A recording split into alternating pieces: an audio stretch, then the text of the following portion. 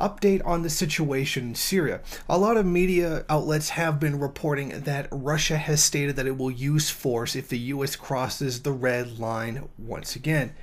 However, there seems to be no confirmation from the Russian government at this time of them actually signing off and agreeing to this statement.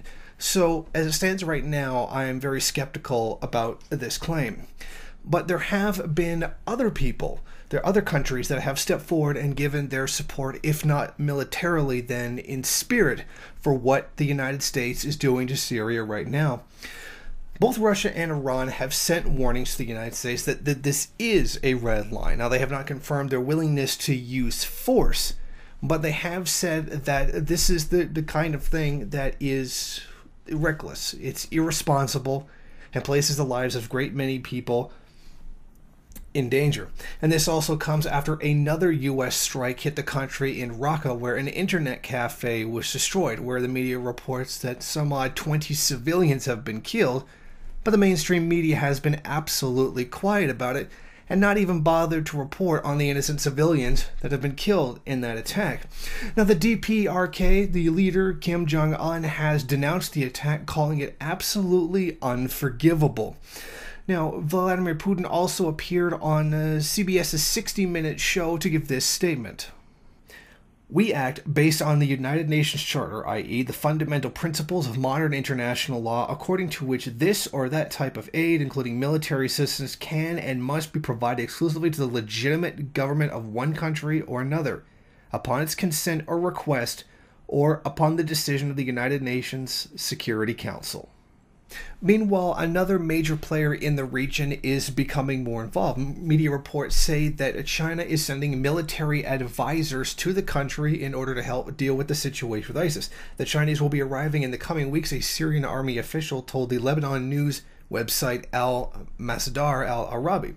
They said they will reportedly be followed by a series of troops as well. Meanwhile, an Israeli military news website, Debgafile, has cited military sources saying that a Chinese aircraft carrier, the Liaoning CV-16, has already been spotted at the Syrian port of Tartus on the Mediterranean coast. It was said to be accompanied by a guided missile cruiser. So as we can see, the actions of the U.S. in carrying out this illegal bombing of a sovereign nation, attacking its military outpost, which was used to fight the terrorists that the United States says that they are there to help them carry out, is just making the situation entirely worse. I would be happy if Russia did step up and say, okay, we will use force if you carry out this kind of attack again, that we will respond with force, and force certainly should be. Now, there has been reports that after Russia pulled its agreement with the United States over, safe air travel within the country, that the Syrian government did open fire on a few U.S. warplanes in the country. And then this was supposedly the justification, or this was the reason for the retaliation that the United States carried out in bombing the internet cafe inside of Raqqa. They claimed that they were fighting ISIS, but the timing of the strike is entirely suspicious given their previous actions. As this situation continues to develop, as the United States seems absolutely determined to carry out these unlawful acts with the sole purpose of getting rid of the legitimate government of Bashar al-Assad in order to forward U.S. interests, it's threatening to break out into a larger world war, something that the United States seems completely oblivious to, and a threat that grows with each day, with each act that the United States carries out. Already we have now Iran pledging serious support for Syria, with the possibility of even sending troops to help defend the country should the United States carry out a straight-out ground invasion.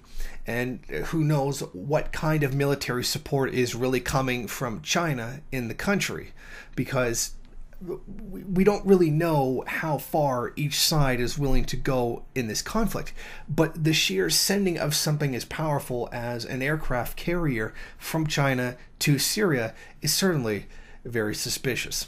It is of the utmost importance that the United States back off on its unlawful drive towards Syria and its absolutely inhumane campaign towards the country. This reminds us why we really must step up and people in the first world especially must oppose the imperialist actions of its own government.